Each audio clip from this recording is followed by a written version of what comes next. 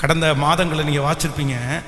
கேரளாவில் ஒரு கணவன் தன்னுடைய மனைவியை கொல்லணுன்றதுக்காக பாம்பை வீட்டுக்குள்ளே கொண்டு போய் விட்டார். ஏற்கனவே பாம்பை ஒரு டைம் விட்டு அந்த புள்ள அதை கண்டுபிடிச்சு பாம்பு வந்துருச்சுன்னு சொல்லி அடிச்சு கொண்டாங்க.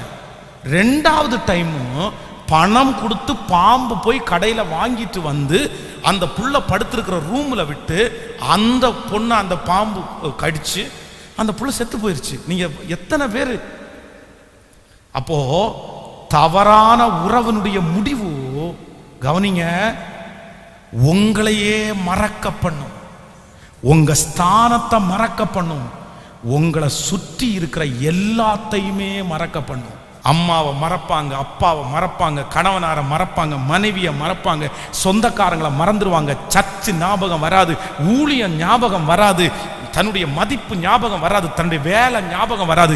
எல்லாமே மறைஞ்சு அவங்க மனசுல ஒன்று மட்டும்தான் ஓடும், நான் நேசிச்ச இல்லைனா நான் பேசிட்டு இருக்கிற அந்த மனுஷனை அந்த மனுஷிய அடையணும்னு உங்களை வழி நடத்தும். விக்க